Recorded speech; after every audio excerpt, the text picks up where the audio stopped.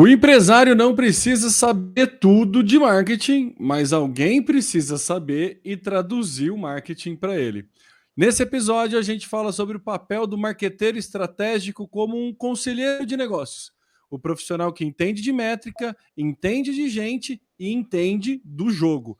Aquele que fala de igual para igual com o CEO, mas também sabe traduzir a estratégia para o time operacional. Porque marketing não é uma ilha dentro da empresa. Ele é a ponte. É quem aprende a atravessar dos dois lados vira indispensável. Sejam todos muito bem-vindos, começando aqui mais um episódio de número 8. É isso, né? 8, por um momento perdi as contas. Episódio número 8 aqui do podcast da Academia de Marqueteiros, o seu ambiente para estudar e malhar aí o seu marketing para se tornar cada vez mais um marqueteiro indispensável dentro dos contratos que você atua ou deseja atuar. Eu sou o Temo Mori, né, um dos fundadores aqui da Academia de Marqueteiro, e estou sempre acompanhado do meu parceiro de podcast, Eduardo. É isso aí. Hoje um pouquinho mais cedo, né? Imprevistos acontecem, estamos aqui, mas estamos aqui. Então, vamos lá falar um pouquinho sobre isso. A gente tem bons exemplos recentes, inclusive, que a gente está vivendo sobre esse assunto. Então, acho que vai ser bem bacana o papo aí. Muito bom. Hoje a gente esqueci de comentar isso, né? Você quer acompanhar o podcast, normalmente a gente grava ao vivo no YouTube da Academia de Marqueteiros e no LinkedIn da Academia de Marqueteiros, sextas-feiras às 15 horas, né? E aí hoje a gente precisou antecipar um pouquinho por questão de agenda, hoje entramos um pouquinho mais cedo, mas, né, caso você perder, tá aí, ele tá disponível em todos os agregadores de podcast, além desses canais que fica disponível, né? Mas tem lá também no Spotify e no Apple Podcast, você consegue encontrar e ouvir ele aí, comodidade do seu smartphone. Como falado na abertura aqui, a ideia é a gente mostrar o papel, tudo que a gente trabalha dentro da Academia de Marqueteiros é sempre tentar trazer o marqueteiro para essa visão mais estratégica, né? Ele conseguir sair daquela camada tática operacional e conseguir olhar, né, mais do helicóptero e não tanto no microscópio, né, que a gente brinca.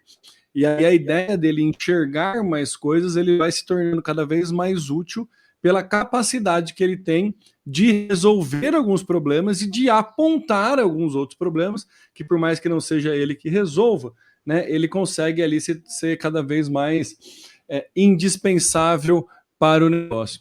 O que acontece na grande maioria das vezes, né? E aí, grande maioria das vezes, para dar um número exato, 97,3% segundo o Datatempo, o CEO, né, ou alguma empresa assim o CEO ele tem um conhecimento técnico, sempre necessariamente ele parte de algum conhecimento técnico, ou ele é um investidor, alguma coisa assim que tem uma grande noção de negócio, mas ele não tem um conhecimento técnico de marketing tão profundo quanto um profissional de marketing. Né? A gente parte desse princípio, a não ser que o CEO seja um profissional de marketing, também pode acontecer. Mas quando isso não é o caso, e acontece muito, esse CEO ele tem o poder de tomar decisões de investimento, de contratações e tudo mais, e ele não, e falta para ele esse conhecimento técnico.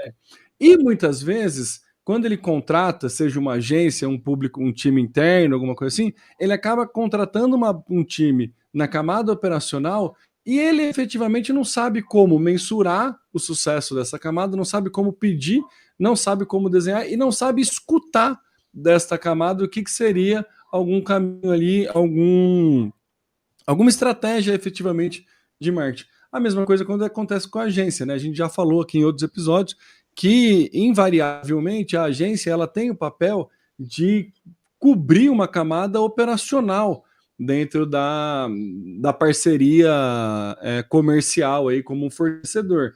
Muitas agências vendem que fazem esse programa, essa análise estratégica, mas no dia a dia de agência, e aí a gente pode falar com conhecimento de causa, tanto eu e o Eduardo, fica pouco aplicável você vender essa parte estratégica, uma vez que você é muito cobrado pela operação.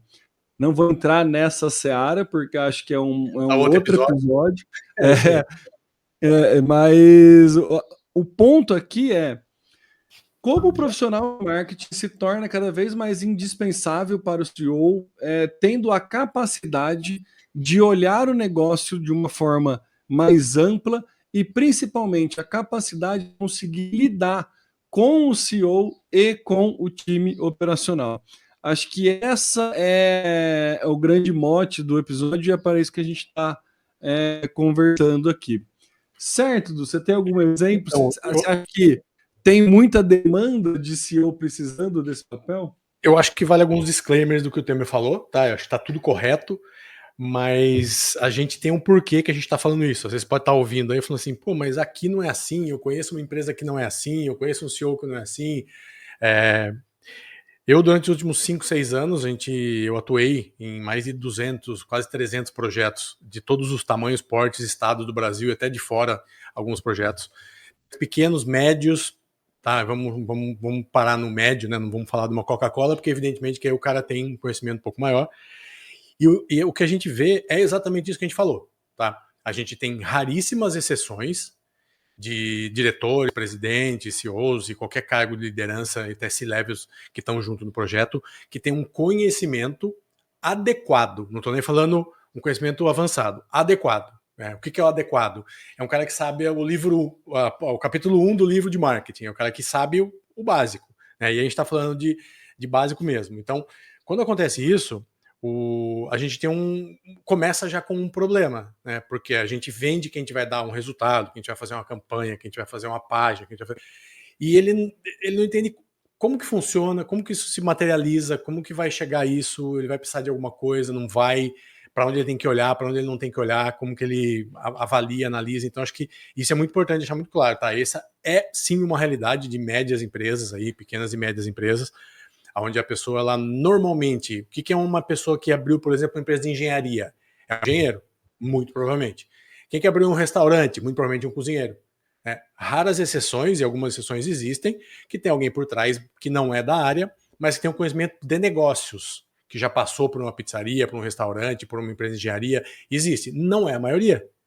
Então, se o cara ele é técnico, seja engenheiro, seja médico, seja advogado, seja padeiro, qualquer coisa, ele pode entender de marketing, mas nunca estudou, nunca parou para olhar.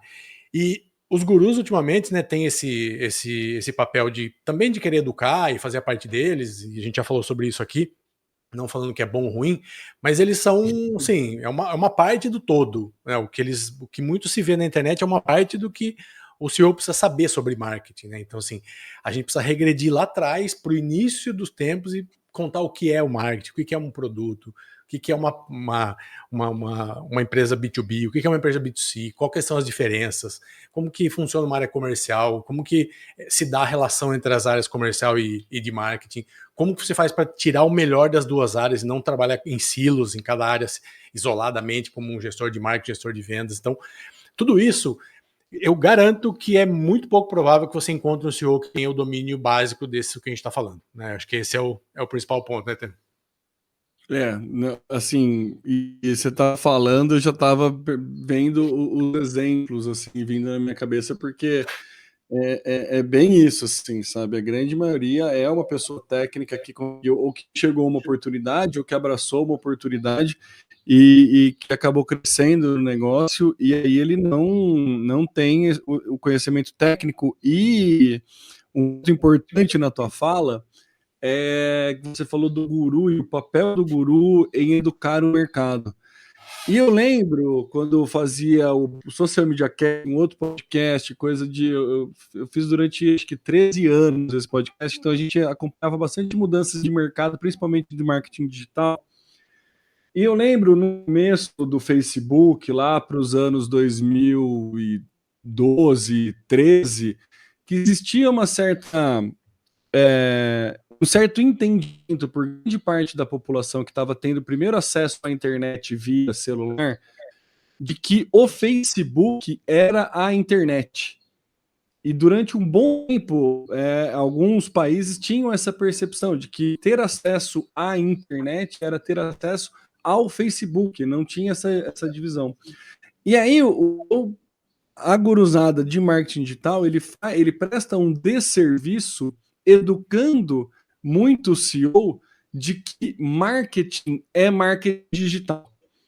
E aí que muito CEO entende como marketing o processo de marketing digital. E quando ele vai buscar um profissional de marketing, ele vai buscar um profissional que vai organizar o Instagram para ele. Então, assim, isso acontece mais nas pequenas, né? Mas existem, assim, existe a educação do mercado e o entendimento, por isso esses gurus, eles são muito fortes, eles têm toda a capacidade de comunicação, que a gente tem muito que aprender com eles, mas eles têm todas, não que a gente precisa replicar o que eles fazem, mas a gente tem muito que aprender com eles. Mas isso acaba prejudicando um pouco a percepção do que é efetivamente o trabalho de um marqueteiro do marketing estratégico. E aí, esta educação cabe a nós, profissionais de marketing. Então, quando o Eduardo fala, precisa voltar lá atrás para explicar a página 1 do livro de marketing, é esse trabalho que precisa ser feito. Porque a expectativa que é gerada é que com pouco recurso ou com pouco investimento é possível atingir milhões de pessoas, viralizar, né? Quem nunca ouviu, né? Todo mundo que trabalha com marketing falou assim: como é que faz para fazer um vídeo viral, né? Até curso. E aí tem essa dificuldade, né, de explicar pro CEO. Sim. O Temo, acho que tem uma coisa legal que você falou do Facebook, e assim, tá tudo certo isso que o Temo falou, dos gurus na época que o Facebook lançou, por quê? Porque era muito barato, de fato atingia muita gente, dava resultado, dava retorno, isso é tudo verdade, nós não estamos falando que isso é mentira, só que era uma coisa muito nova, onde muitas pessoas foram inteligentes, espertas, estudaram e desenvolveram produtos e seminários e cursos para isso, e foi importante, mas é isso. Então, assim, hoje, comparando com aquela época, hoje, nós estamos em outro mundo. Não dá mais para você pegar aquele discurso de 2020, 2015, 2014, que a gente fazia, 2019, quando eu entrei para a V4 em 2019, que eu comecei a trabalhar, eu lembro que eu tinha uma clínica de estética que a gente investia R$2.000, que hoje deve ser o quê? Uns 3 mil, 4 mil, sei lá, uns 4 mil, que seja 5 mil, vai. Cara, e essa clínica trazia 40, 50 mil de clientes limpos só com essa verba todos os meses. Né? Só com, às vezes, uma campanha no Meta, só, trocando um criativo de vez em quando. Não é mais possível isso hoje. Isso não é mais realidade.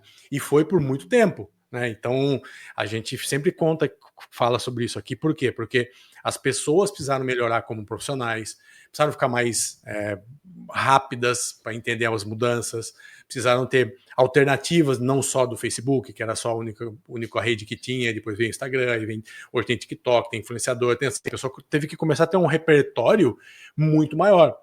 E aí vai complicando. Imagine o CEO, que venderam para ele isso daí, ele tá com isso na cabeça, aí surge um monte de coisa, ninguém explica direito, ele viu alguém falar num churrasco que o cara fez um vídeo lá, bombou e ele vendeu muito, e é isso que acontece. Tá?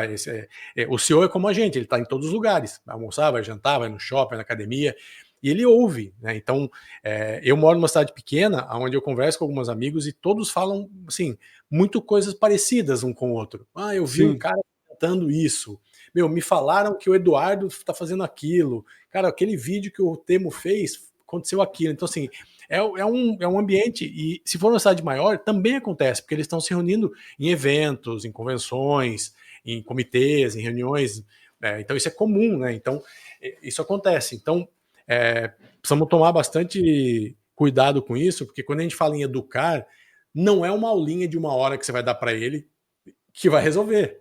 Então, isso faz parte do dia a dia do seu atendimento. Desde a pré-venda, a venda, do primeiro contato, do bom dia, tudo bem, vamos começar hoje, olha, funciona dessa maneira. Então, assim, isso é perfeitamente possível, não é impossível, vai te demandar um pouco mais de tempo, energia e tal, mas vai te dar um LTV muito maior, vai te dar uma satisfação muito maior, resultado maior, clientes mais satisfeitos, te indicando, então tem muito mais benefício do que problema, né? E aí a gente começa a entrar no mais do que... O primeiro passo de conseguir saber como educar é entender o nível de maturidade que o cliente está. Né? A gente parte desse princípio, assim.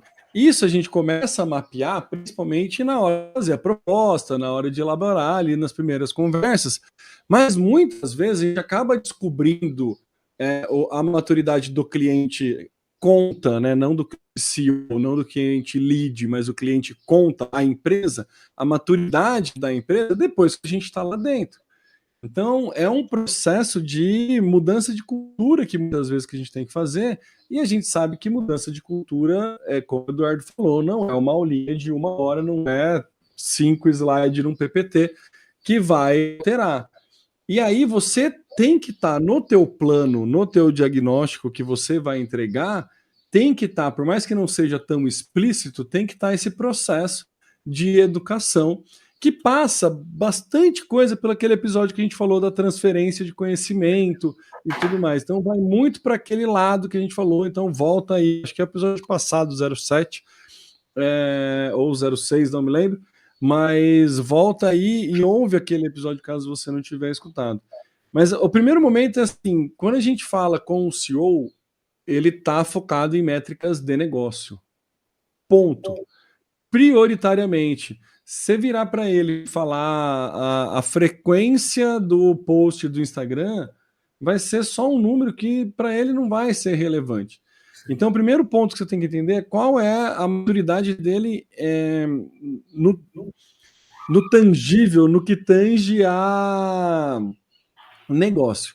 Nesse momento, muitas vezes, e a experiência me mostra que normalmente o cara tem um vasto conhecimento, né? E muito mais aprofundado do que a gente mesmo quanto marqueteiro. Ali vai ser um momento de você ouvir, entender e aprender. Se mostrar, né? Ficar instigado para entender o que está acontecendo. E aí, depois disso, você tem que pegar e transcrever aquilo numa estratégia de marketing, né? Então, assim, como você ajuda ao CEO entender o que é sucesso, por exemplo, de uma estratégia de marketing. O que é, como você vai transformar aquela métrica de negócio, que é o faturamento bruto ou faturamento líquido que ele tem, né, em que outras métricas de marketing que, ao serem atingidas, que ao obtiverem sucesso, vai efetivamente mexer na métrica que ele sabe. Quando você consegue deixar esse elo claro e no caminhar do processo isso vai se fazendo visível, aí o CEO começa a entender a importância da métrica de marketing. Se até então a métrica de marketing não estiver mexendo o ponteiro lá em cima, não vai fazer diferença nenhuma. Sim.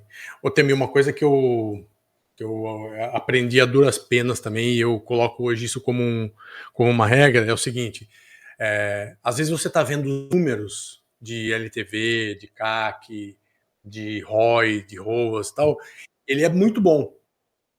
Você acredita que está fazendo um bom trabalho, você acredita que o cara está satisfeito, que está indo muito bem, só que o que você está gerando de ponteiro para a empresa dele é muito irrelevante. Então vamos dar um exemplo. Você chegou numa empresa, fatura 5 milhões por mês, por exemplo. O cara fatura 5 milhões. Aí você começa a fazer um trabalho. Dificilmente, no começo, você vai ser relevante no sentido de resultado. Aumentar para 5,5, 6, 7, diminuir custo e tal. Porque está começando. Você tem um caminhar no início, entender o cliente, entender muito mais o segmento, testar coisas, validar coisas. Você não vai ter, normalmente, você não vai entrar com um budget muito grande de investimento, que você está normalmente ali também, ou pegando algo que está indo, ou começando do zero. Então, tomar muito cuidado. Eu mostrava os números para os clientes e via a cara deles de insatisfeito, e eu estava muito satisfeito. Eu não entendia. Eu olhava para o cliente, ele com a cara de bravo, sem prestar atenção. Eu falei, cara, estamos com ROI de 4, estamos com ROAS de 10, fizemos 5 vendas com R$100 e tal, e o cara tá bravo. Só que R$100 que a gente gastou trazendo 5 mil de venda para ele não paga nem a energia elétrica do escritório dele com esse dinheiro. Ou seja, você representa pouco de valor para ele, né? De novo, a gente está falando só de números. Por isso que esse episódio justamente é o marqueteiro como um conselheiro do negócio e não como executor de campanha de marketing. Né? Então, se você vem na caminhada, você explica para ele que isso faz parte e que ele em 3, 4 meses não vai ter esse resultado por causa disso, explica para ele o porquê que não vai ter. Pode ter? Pode, mas aí é uma exceção da exceção. Não é normal que isso aconteça. Né? Eu peguei um cliente uma vez da área financeira que ele já investiu num dinheiro razoável E com pouco mudança que a gente fez, deu de fato um bom resultado rápido. Mas assim, é um cenário muito perfeito que não acontece todos os dias, o que raramente acontece. Né? Normalmente você vai pegar uma coisa que ou não fez, ou parou de fazer porque deu tudo certo, tudo errado, o cara quer retomar, ou que ele não tem noção. Então, normalmente é isso, ou investe pouco. Então, assim, então tomem cuidado com isso. Né? Então, tudo que a gente está falando aqui é para mostrar e provar que não é só olhar para marketing que vai fazer com que o negócio de fato perpetue. Né?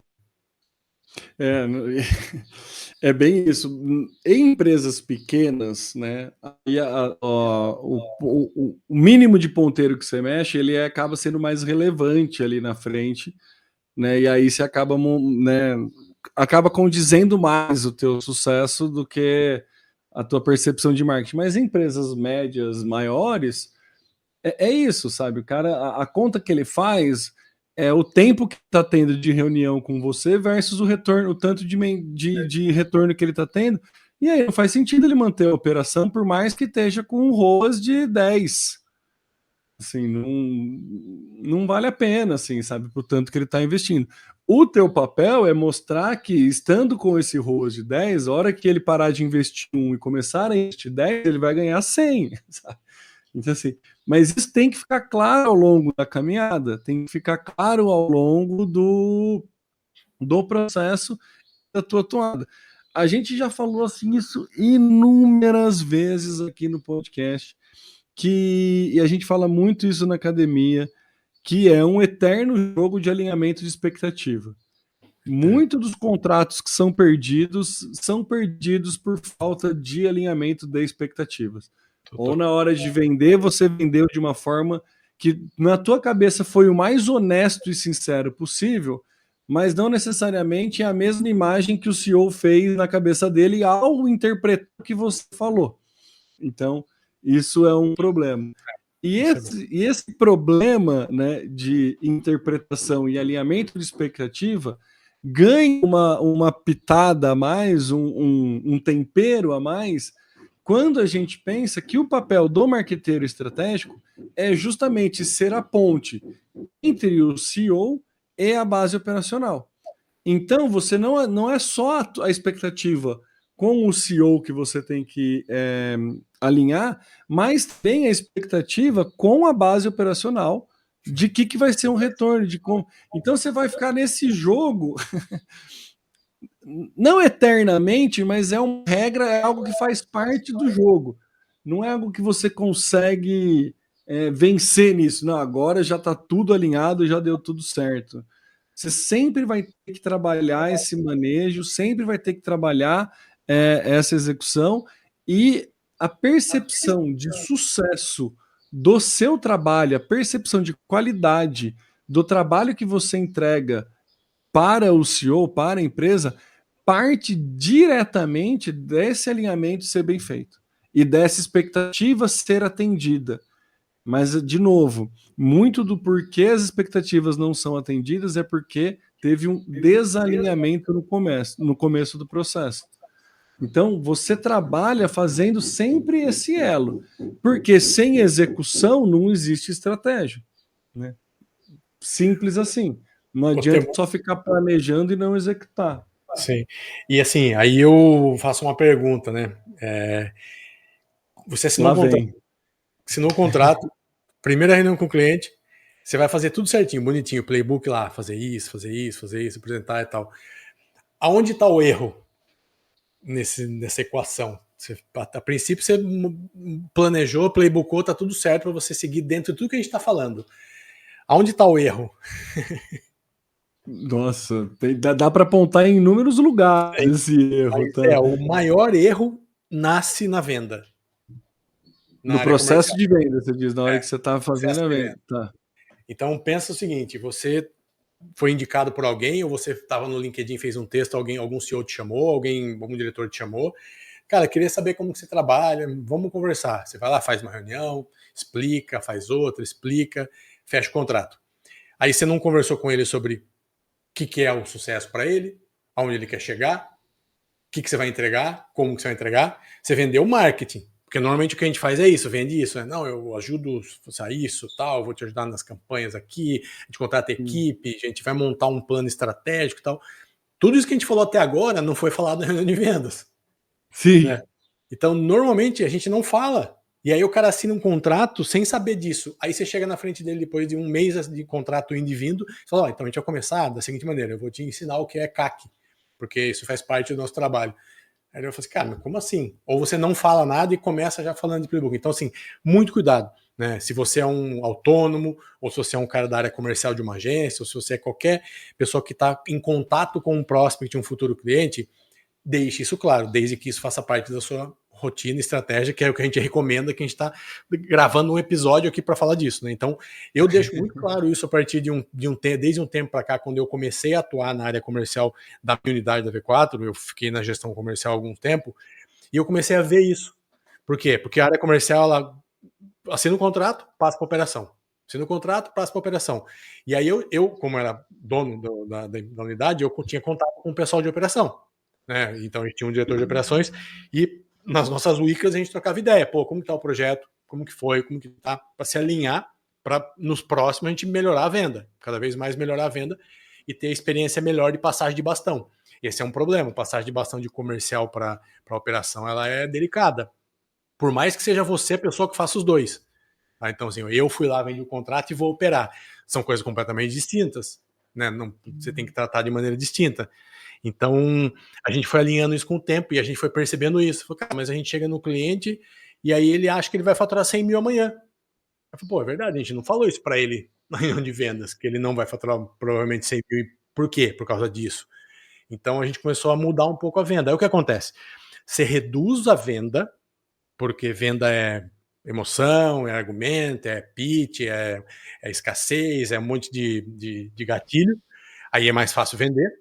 Sim, só que esse cara fica pouco tempo, vai te dar trabalho, vai te dar mais custo, vai embora, ou seja, adquirir cliente novo, mais caro e tal. Então, é melhor você, ao invés de fechar 10 clientes, fechar 6 alinhados, porque isso ao longo do tempo é muito mais saudável e dá mais margem de lucro. Né? Pega o seu contrato e dilui ele em 3 meses, 6 meses, 12 ou 24. Faz o cálculo da margem que fica para você para você ver a diferença de você perdendo o cliente num curto prazo, tendo que repor o custo que é isso, seja de tempo seu, de reunião, de investimento em mídia, da maneira que for, tudo tem CAC. Né? Então tome cuidado com isso. Isso é um ponto muito importante. Vendas, processo de vendas é fundamental em tudo que a gente está falando. E é muito legal você trazer isso, porque a gente fica no anseio de que né, nessa questão do querer vencer, né, de ser um jogo, e a gente fica muito no anseio de a hora que a gente fecha o contrato é que eu ganhei a venda, né, conquistei isso. E a venda é um passo do processo, do projeto como um todo, né? Então, assim, não, vamos pôr para dentro, depois a gente resolve. Pode até dar certo, mas eu não sei até que ponto o custo não vai ser muito alto, porque daí você, o teu playbook, fazer uma reunião por quinzenal de alinhamento, aí como não ficou alinhado no processo de venda, você começa a fazer 2 reuniões por semana, aí porque você está fazendo 2 reuniões por semana, você nunca consegue parar de fazer essas 2 reuniões por semana, e o teu processo que era para ser quinzenal, em 6 meses, acaba sendo 2 vezes por semana em 12 meses. Porque você não consegue evoluir esse processo, e aí é exatamente a conta que você está fazendo. A gente entende, assim, não vamos ser romântico, entende momentos, né? Tem momentos que todo mundo tem os boletos para pagar, e você precisa fechar contrato, né? Mas a ideia, e muito que a gente bate lá na academia, é de tornar esse processo o mais sustentável possível. Sim. É de colocar-se como a gente brinca, né, da questão do marqueteiro, me falhou a palavra aqui, indispensável, né? Na verdade ninguém é indispensável, mas é a brincadeira que a gente faz, né, de se colocar cada vez mais como indispensável, pela tua capacidade de entrega e tua capacidade de alinhamento de expectativa e de resultado que você gera. Se você vende uma coisa mal vendida e depois não consegue entregar, você não se torna indispensável. Ponto. Pelo contrário. Assim. Pelo contrário, você se torna um peso, né? Problema. Então, acho que esse é o processo que a gente tem que pensar muito de como alinhar esse processo comercial. E essa é a parte mais difícil, assim, não estamos, né? Não vamos ser romântico aqui de falar, não, é só você mudar o seu mindset que você consegue estruturar. Não, porque o teu concorrente pode estar usando todos os gatilhos, escassez e tudo aquele negócio que te prejudica. A gente sabe como é que funciona, principalmente no nosso mercado. Sim. Então, assim, o processo de ganho de confiança, como a gente também fala em todo o podcast, venda de serviço é venda de promessa, e para vender promessa você precisa de confiança. Sim. A honestidade, a transparência e a ética, ela tende, não necessariamente, mas tende a ser um bom fator de ganho de confiança. Então, garante, ou ao menos aumenta a possibilidade dos contratos que você pega serem contratos de mais médio e longo prazo. Né? E aí a gente está falando num jogo de um LTV de pelo menos um ano ali, 1 a 2 anos para cada projeto que você fecha, como, né, CMO as a Service ou na parte mais estratégica. Então, essa que é a ideia. Né? E quando você tem esse processo de venda mais enxuto, né, não mais enxuto, mas mais organizado e mais claro, né, não fica aquele jogo de volume, né? Você não é soltar cold call, e-mail, que funciona também, não é esse ponto. Mas é um jogo muito de relacionamento. E aí esse processo de relacionamento a gente precisa, né, ir nutrindo, ter um tempo dedicado na agenda para fazer isso, né? Mas, de Acho novo, que isso também é outro episódio, né? mas resumindo, se você tem 10 clientes, não tem problema você ter 2 com essas características que a gente está falando. Né? Sim. Faz parte ter 2. Só que você tem que ter uma meta de trocar esses 2 por 2 melhores. Isso sim. Você não precisa rasgar o contrato e falar que você não quer mais atender. Mas tem uma meta. O próximo que você colocar e vai substituir, não queira adicionar receita. Troque receita. Porque uma receita bem trocada, ela te dá mais margem, dá mais lucro, dá mais dinheiro. Né? Então, assim, esse é um custo que nós, como CMOs ou como qualquer outra carreira que você está sozinho, vamos dizer assim, você não tem uma empresa, você não tem os custos que uma empresa tem, é muito difícil você entender a diferença de um contrato dois contratos de 5 mil reais, por exemplo, o quanto que me dá de margem um de 5 e o outro? Será que é a mesma margem? Né? Isso que a gente está falando. Sim. 12 reuniões por semana, uma faz uma reunião por semana. Uma me ocupa o designer 10 design, outra 3. Esse aqui me faz 5 refações, esse aqui nenhuma. Se você colocar isso no papel e estimar um tempo e começar a fazer custo por hora, tem contratos que não vale a pena você ter. Então, por isso que eu falo, não é somar mais 5 mil, é você pôr mais 3 mil de lucro, ao invés de 1.000 de lucro. É isso que importa no final do dia, né? Faturamento é métrica de vaidade. Né? Então, Nossa, eu ia falar isso. Que a gente aqui ia bater no nossa outra conversa, né? Do canto da sereia do faturamento, né? Tô faturando 200 mil, beleza, mas quanto que você tá de lucro efetivamente e o quanto você tá trabalhando? Às vezes é muito mais saudável você faturar 50 do que esses 200, porque a tua qualidade de vida vai ser outra, você vai parar de gastar com o médico, vai dormir bem, e no fim das contas vai, né, a aposentadoria vai estar mais garantida. E vai sobrar 20% de tempo para você atrás de cliente bom. Você não vai ter se você estiver atolado, entendeu? Não tem segredo. Se você não tiver tempo para fazer a roda girar, que não é roda girar, não é só tocar projeto, a roda girar é a roda girar mesmo, né? Então, acho que é isso. Bom, para variar, fugimos um monte da pauta, né? Mas é isso, voltando. Faz parte. Faz parte, não, são pontas que faz tudo parte do processo, né? Por mais que parece estar solta, acaba fazendo parte do processo. Mas aí a gente tem a pauta para trazer a gente de volta, né? E a gente falou aqui da parte do necessidade de fazer a ponte entre o board, né? Entre o CEO e a operação. O único ponto que você até colocou aqui na pauta que eu acho que é importante a gente ressaltar é isso, né? Se o CEO não entende, né, como funciona a operação, o quanto que demanda de operação, como funciona, ele não vai enxergar valor, ele não vai continuar com você e ele não vai, assim, não vai ver valor naquilo que você está fazendo. E o valor também é dinheiro, a gente tá falando, tá? Ainda é o valor e valor dinheiro. Porque se ele acha que fazer um post demora 30 segundos com inteligência artificial e não precisa de mais nada, não tem valor isso. Né? Então ele não vai te pagar por isso e nem vai valorizar o trabalho que você está fazendo. Então ele não está vendo valor. Agora, se você mostrar para ele o que é fazer um design, o que você precisa fazer antes, depois, por que você usa aquilo, qual que é a diferença daquilo, tal, tratar uma imagem, às vezes o cara fica 1 hora tratando uma imagem. Então, por mais que tenha inteligência artificial, a gente sabe que tem coisas que ainda não a gente precisa fazer, o design vai precisar fazer, né? Vai precisar pensar, vai precisar até tempo para buscar e melhorar alguma coisa que ele já recebeu. Então é isso. Então o valor vem disso, dele estar entendendo, né, que não é só apertar um botão e sobe uma campanha no Google. É isso. E se ele não sabe como funciona, ele vai achar que é isso. Eu, por exemplo, tem muitas coisas no planeta que funcionam dessa maneira, porque eu não faço ideia como funciona.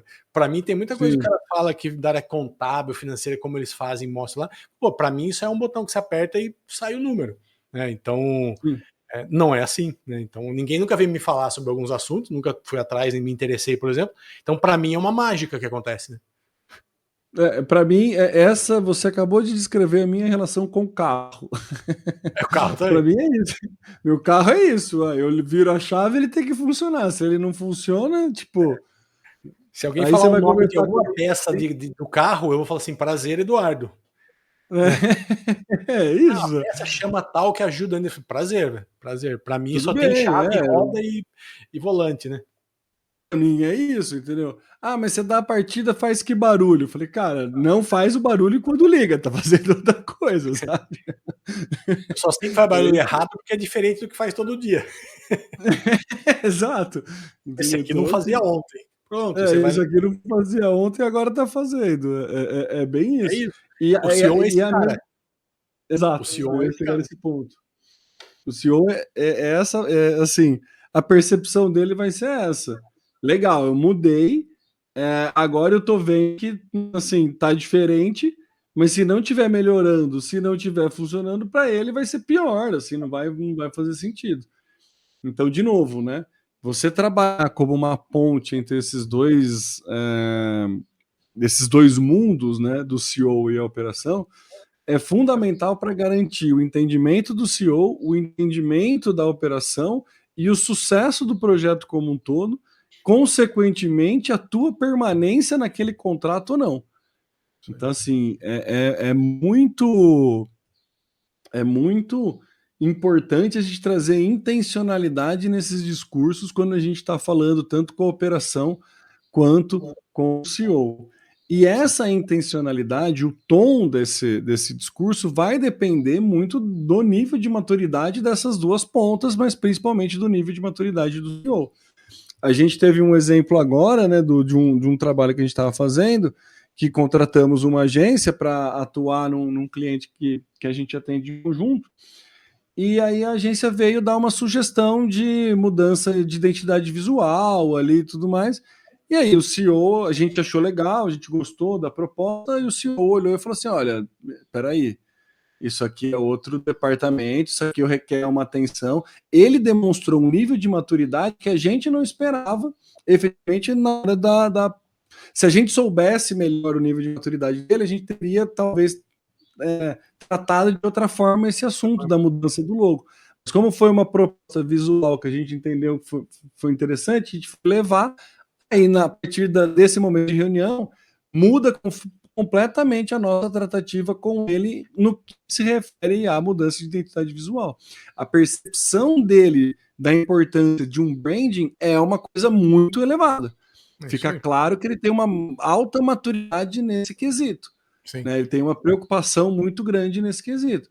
Então, a partir de agora, a nossa tratativa com ele muda e a nossa tratativa com a agência muda. Sim. Então, ter esse tipo de intenção é fundamental. Fala aí, desculpa. Não estava errado o que a gente fez, estava bom, não é que estava ruim e ele quer um negócio melhor. É o conceito dele de como deve ser conduzido esse processo é diferente. né? Então, ele tem um nível que, para ele, tem que ser feito de outra forma. Não é que não entramos nem em discussão sobre qualidade, se está colorido, bonitinho ou não, não é isso. Ele falou, cara, isso a gente precisa de mais tempo, mais horas, mais dedicação, para a gente entrar mais a fundo nesse assunto. Ótimo, recalibramos esse assunto, não vamos mais ter esse tipo de discussão, porque a gente já sabe aonde a gente está pisando, e daqui para frente a gente vai buscar até uma outra empresa, caso necessário, se essa não tiver de acordo com o que ele precisa, o que ele quer. E aí, muito importante, né? Não é só porque o CEO falou que a gente ficou quieto, é porque tem total sentido o que ele falou.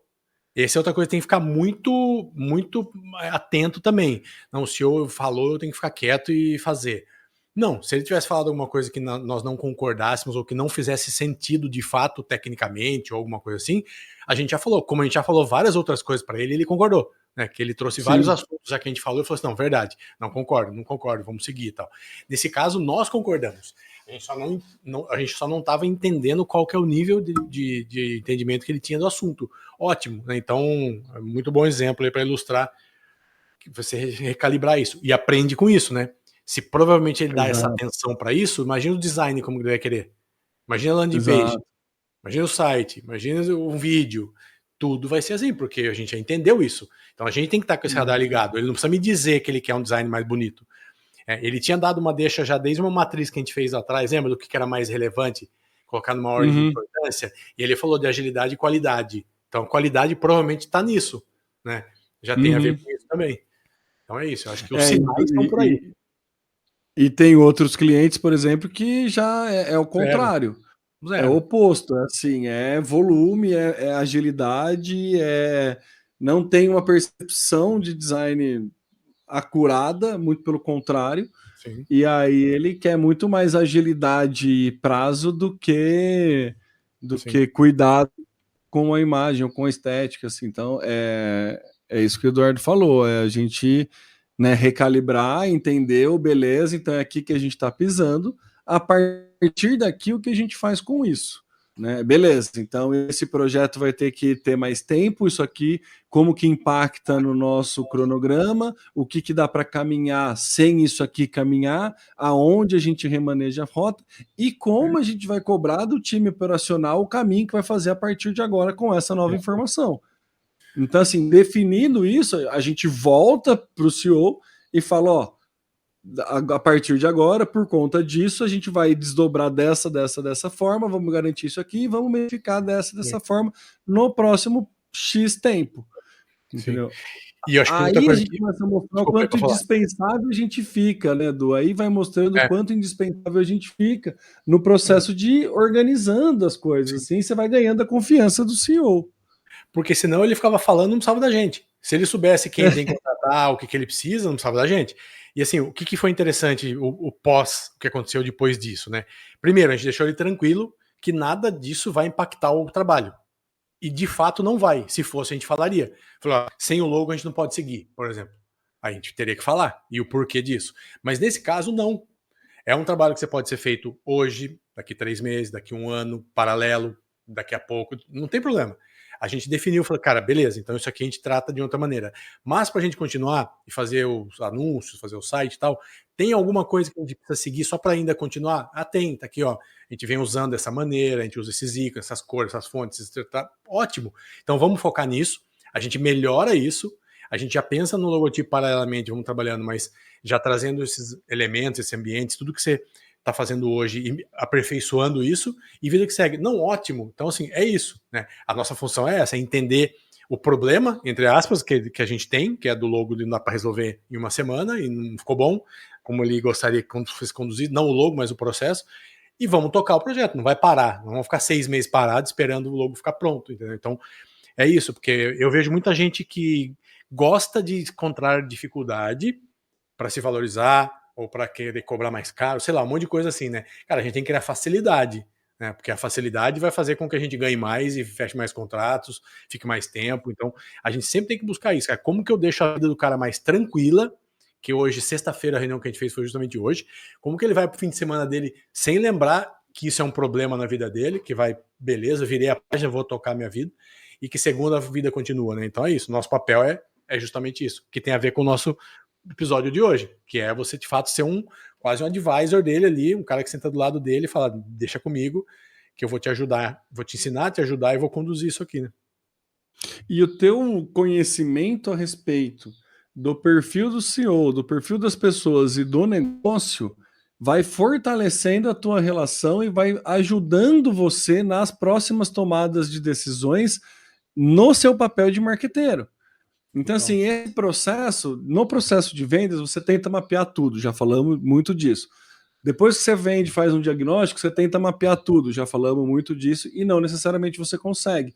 Mas no longo do dia, no desenrolar das coisas, você vai tendo novas informações, novos inputs de informação, que é importante você agregar no teu modus operandi para aquele cliente, para justamente você ir tendo um melhor entendimento do que é relevante e o que não é relevante para aquele cliente e como conduzir aquela situação, aquele projeto. Então, aprender e ouvir é de graça, né? Você pode escolher e pode ouvir de todo mundo, tem muita gente falando. Mas, assim, é muito importante você ter a noção de que não é porque você é o técnico, não é porque você é o cara que conhece de marketing, que todo mundo vai ter que te ouvir e baixar a cabeça e respeitar o que você está falando. Em alguns momentos, sim, mas na maioria deles é muito importante. Tem lugar, tem mesa que você senta para falar e tem mesa que você senta para ouvir. Normalmente, se você vai numa mesa com o CEO, tentando falar com conselheiros, alguma coisa assim, uma reunião interna de equipe, que não condiz você dar a sua palestrinha ali, parceiro, fecha a boca, fica ali, só escuta e aprende. Aprende o perfil das pessoas que você está trabalhando. Aprende o perfil do negócio que você está trabalhando e usa aquilo a seu favor para caminhar com o projeto que você acredita vai dar resultado ou não. Então, isso é fundamental durante o projeto. Isso é fundamental durante a sua. Você. Nossa, de novo a palavra. Você manter o cliente durante a execução do projeto. A manteneção do cliente, eu ia falar, eu adoro o neologismo, tá? Então, assim, a retenção do cliente não era isso, né? Mas eu queria falar muito no manter, na constância. Então, eu vou ficar com a manutenção, pode ser. Também não. Mas Não é não é da... máquina de manutenção? Eu vou manter manteção, tá? Vou patentear esse termo. Então, na manteção do cliente, acaba sendo importante você ter esse ouvido atento para entender esse tipo de nuance. Assim, ó, essa pessoa é uma pessoa que preza pelo volume, essa pessoa é uma pessoa que preza pela qualidade estética, essa pessoa é uma pessoa que, cara, independente do volume e qualidade, ele está olhando ponteiro.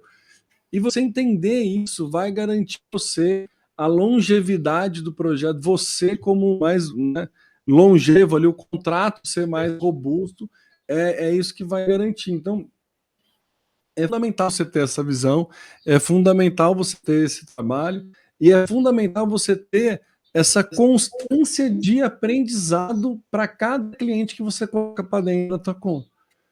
E assim, é muito legal, porque tudo que a gente fala de academia, né, todo o propósito que a gente criou a academia e o que a gente tenta implementar é justamente essa constância no aprendizado, né, o aprendizado contínuo, lifelong learning, né, essa cultura que é fundamental para o marqueteiro, mas não é fundamental para o marqueteiro saber ter o aprendizado contínuo só na questão de marketing.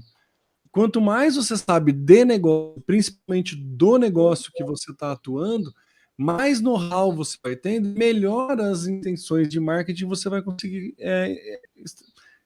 consolidar, melhores estratégias de marketing você vai conseguir criar. Sim. Então é muito importante você ter esse conceito de sempre buscar aprender dentro do cliente que você está. Né? Aprender sobre as pessoas, aprender sobre a história da empresa, aprender sobre todo o processo. E não precisa ser uma maratona Netflix, você pega um final de semana e destrói tudo para fazer. É algo contínuo, é algo que você vai pegando nas nuances de reuniões, é algo que você vai pegando nas conversas paralelas que você não participa durante a reunião, sabe? É algo que você vai pegando nas entrelinhas. que você só consegue estar atento a essas entrelinhas se você trouxer a intencionalidade para esse olhar e entender a importância desse olhar. E aí você consegue efetivamente, né, se tornar mais indispensável, porque você vai tendo um manejo melhor do projeto. Certo? Certo. Cara, tem o. Não sei se todo mundo aí conhece o Jordão de vendas, né? Figuraça, Sim. o Jordão, Ricardo.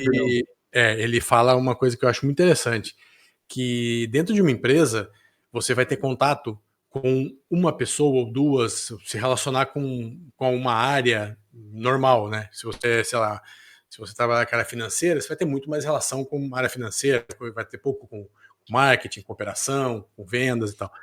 Só que dentro de uma empresa você tem várias pessoas que vão estar te ajudando ou não. E pessoas que podem te dar boas dicas, bons insights e te ajudar em tudo isso que a gente está falando. Né? Então ele chama de cupidos. Sim, Que verdade. compra, usa, paga, influencia, decide e sabota. Sabota. Então, por que eu disse isso? Porque eu estava de manhã num cliente hoje e vi uma pessoa lá que eu sei que é influente, mas que eu não converso muito. Fui tomar um café com ele. Já fisguei uma frase interessante lá. Aí vi uma outra pessoa ali também que fui tomar outro café com outra pessoa. Então, enquanto eu estava ali, eu acabei mapeando as situações, coisas que eu não vou tirar da pessoa que está ligada no dia a dia comigo lá, que é responsável por estar no dia a dia comigo. Né? São coisas, inclusive, que vão me ajudar, né, a entender melhor o bastidor que está por trás. Cara, não é picuinha, não é conversa fiada, não é querer falar mal dos outros, nada disso. É você ter vários termômetros diferentes, de pessoas diferentes, que têm um contato dentro da empresa que você não tem. Essas pessoas estão lá. Né? Então vamos imaginar que o Temer é o presidente da empresa, eu converso com ele toda semana. Só que ele tem um monte de funcionário. O funcionário vai falar coisas completamente diferentes da empresa do que ele. Não é porque ele está me escondendo coisas, é porque é outro nível de diálogo, discussão, de conversa. Nós estamos aqui para falar outra coisa. E ali eu descubro que o caminhão que a gente entregava, cara, tá furando pneu toda semana. E eu acabei, não sabia disso. Né? Então, tá vendo o cafezinho ali, nós trocamos um cafezinho por um pior, cara. Puta, agora a empresa não sei o quê. Então, assim, são todos exemplos aleatórios e fictícios, mas que sempre surgem dos cupidos. E aí você mapeia os cupidos. O cara que te sabota, opa, então você tem que saber como lidar com o cara que te sabota. O cara que te influencia, esse cara é importante. Né? Como que ele vai influenciar do bem? Como que ele vai conseguir te influenciar do lado bom, positivo?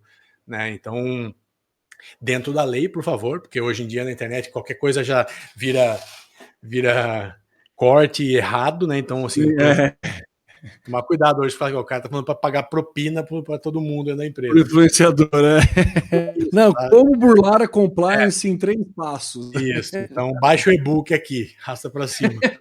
Então, assim, não é compliance isso. Para receber, né? Eu sempre parto do princípio que tem que ser sinceridade, tem que ser sincero no que você está fazendo, assim, tem que ser de verdade, né? Não dá para você fingir com o influenciador, com o sabotador, com quem paga, com quem decide, com quem não dá para você ser um monte de gente lá dentro. Você tem que ser você mesmo. Só que ser inteligente é uma coisa. Né? Você tem que ser inteligente para conseguir tirar o melhor que você pode. Então é isso. Inteligente e intencional, né? Intencional, é isso. Ir atrás. Então, e aí a partir do momento que você consegue mapear, porque é muito legal essa questão do cupido que você trouxe, porque a tua forma de conversar e de atuar com cada um vai ser diferente. Não que você vai ser diferente, mas o que cada um enxerga de importante, enxerga de valor é diferente. Então você vai ressaltar e ser intencional nessas conversas, você não vai mostrar o mesmo resultado para quem compra do que para quem usa. É isso aí. O usuário, normalmente, a tua operação é a mesma coisa. O cara que assina o cheque, ele não tem a mesma preocupação do que o cara que pilota a máquina. Não é a mesma coisa. Entendeu? Então, a galera que é influente não tem a mesma preocupação do que a galera que sabota. Muito pelo contrário, né? Acho que esse cliente cabe um exemplo que aconteceu recentemente. Por exemplo, tem uma pessoa lá que paga os boletos, que é quem paga dentro do Cupidos. E aí a gente fez uma mudança recentemente, assim, olha, a gente vai começar a fazer assim, te mandar aqui uma planilha, tá bom para você, pô, ficou legal. Aí hoje eu fui lá, por exemplo, e fui lá para perguntar para ela se estava ok, se ela queria dessa maneira continuar, ou tinha mais alguma coisa que ajudava. Não, tá super ótimo, é assim mesmo. É uma pessoa que há 3 meses atrás não estava tão ótimo assim com a gente, né? Assim, hoje já tá porque a gente mudou. Aí eu conversei com outra pessoa lá que que está usando o CRM que a gente está implementando, eu não fui perguntar para ele sobre isso. Fui perguntar assim, cara, aquele disparo que a gente fez lá, como que chegou aí? Pô, mas está conseguindo responder? Está conseguindo cadastrar? Cara, eu tô sentindo isso, aquilo. O cara que usa. Porque se ele usa, ele pode ser um sabotador ou um influenciador. O mesmo cara pode ser as duas coisas. Então eu não posso que ele seja um sabotador, eu quero que ele seja um influenciador positivo. Então eu fui lá para cavar esse espaço lá dentro e mostrar para ele. Falar, cara, olha o que a gente está fazendo aqui, olha o que vem para frente. Então é isso, para te ajudar. Né? Tem que entender que é realista, é de verdade, né? Verdadeiro. Então, e é o que é, né, Du? Não é que a gente está inventando regra ou falando, não, vai por aqui, que aqui é o melhor caminho.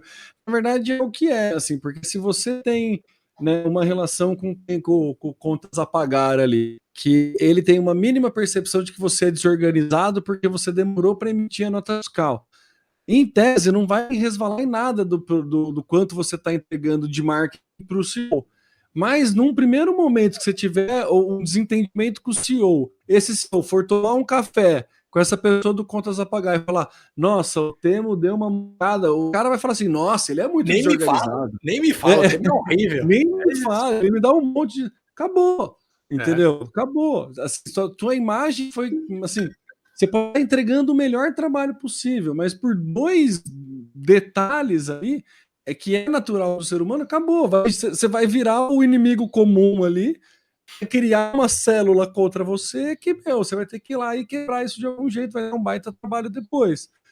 Então, enfim, né, é só um exemplo, mas que é um jogo que a gente tem que jogar, né, Du? É isso aí. Vamos falar aqui como que o conhecimento que a gente passa para o CEO pode ajudar no nosso trabalho de marketing. Como que tudo isso que a gente falou até agora, quais são os principais pontos que a gente precisa conhecer, entender, ajudá-lo e melhorá-lo, que vai fazer diferença no meta que a gente tem a campanha lá e na landing page? Qual que é a diferença?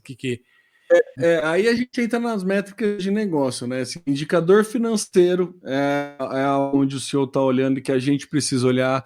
Estrutura, margem de precificação, se está sendo eficiente, se não está sendo eficiente, se tem algum custo que você pode reduzir, se tem uma automação que você pode colocar para tornar o processo mais eficiente, né? Alguma coisa de produto que você pode. De novo, eu falei lá no começo, você não precisa resolver todos os problemas, mas se você apontar alguns problemas e esses problemas forem resolvidos, o mérito é seu. Então, dentro de uma cadeia ali de suprimento, você fala, cara, ó, esse processo aqui tá me parecendo um gargalo, vamos contratar um técnico especialista nisso para resolver. É isso, você não resolveu o problema, mas você consegue ter essa visão, e tendo essa visão é fundamental. A parte de funil de vendas e ciclo de cliente, isso aí tá bem dentro da parte de marketing, assim, não tem nem, né, jornada de venda, quantos touch points você tem até efetivamente realizar a venda, qual que é o tempo entre cada jornada, o que é executado em cada intervalo. Aí toda essa demanda, isso tem que ser algo de conhecimento técnico seu, mas a hora de passar isso para o CEO, você não vai usar essa terminologia que eu acabei de usar, né, de quantos touch points vai ter e essa jornada. Você vai virar e falar assim, ó, antes a gente faturava 1 milhão em 30 dias, agora a gente está faturando 1 milhão em 25 dias, né, porque é a diminuição da jornada, o aumento do ticket, enfim, alguma questão nesse ponto. E também acho que capacidade operacional, né? A gente tem que muito entender que isso é um ponto também de bastante sintomático, porque ele acaba escancarando outros problemas que não necessariamente estão mapeados, que é quando você faz uma campanha de marketing que é um sucesso, leva a gente para a empresa e a empresa não consegue efetivamente vender por outras questões ali, seja de atendimento, seja de falta de capacidade operacional mesmo, a empresa não consegue captar a demanda que está gerando. E aí você tem que tomar a decisão de reestrutura, freia a tua estratégia de marketing ou ajuda a pessoa a entender quais são os galos dentro ali da captação de demanda. E aí, de novo, você vai vendo como você vai se tornando indispensável ali dentro, principalmente porque você vai trazendo essa visão para o CEO e normalmente não tem tempo hábil para colocar isso em prática, né? E normalmente não, e se você analisar tudo isso que a gente falou até agora, tudo isso que a gente falou é marketing. A gente esquece, Mas volta nos 4 P's do marketing de 200 mil bem. anos atrás, cara. Você tem que entender de finanças, tem que entender de preço, de precificação, de margem, de funil, de tudo isso que a gente falou. Só que, assim, você comentou um negócio que eu achei interessante, isso aqui você precisa saber. Eu acho que o marqueteiro sabe, só não sei se isso aqui é um assunto do dia a dia dele com o CEO, com a empresa. Sim. Né? Então, às vezes o cara sabe o que é funil, como funciona, o que acontece, mas sabe que isso é de fato falado da melhor maneira, explicado, é conversado, será que trazem para ele exemplos, sei lá como que acontece, para o cara enxergar. Então, assim, acho que é isso, acho que falta intencionalidade do profissional de marketing que está junto com o CEO em falar sobre isso, né? Então, assim, eu estou com um cliente agora fazendo um diagnóstico e ele tem algumas linhas de negócio, ele não tem uma margem de contribuição estabelecida, ele tem uma ideia, mas ele tem 4 ou 5 produtos que as margens são diferentes, né? E aí pode ser muito diferente ou pouco diferente, a gente não sabe. E se for muito diferente, muda completamente o jogo do que eu vou fazer, do que eu vou propor, né? Então, se eu tenho 5 produtos onde eu tenho margens muito diferentes, por onde eu vou começar? Né? Provavelmente por onde eu tenho uma margem melhor, mais saudável.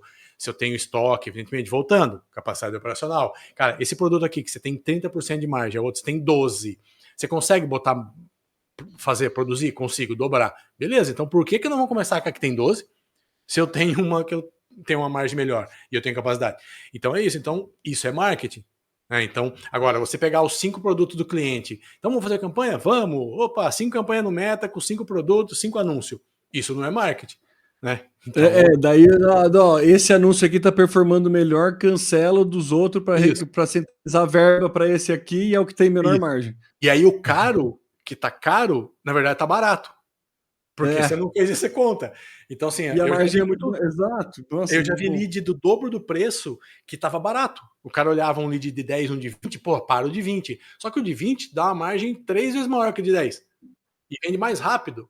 E retém mais tempo, por exemplo. Cara, então, muito cuidado, um assunto também, mais um off-topic, mas tem a ver. Não analisem indicadores individualizados, assim. Isso é um perigo. Eu vejo muito gestor de tráfego, muito cara analisando dado individual. Cara, só esse dado aqui.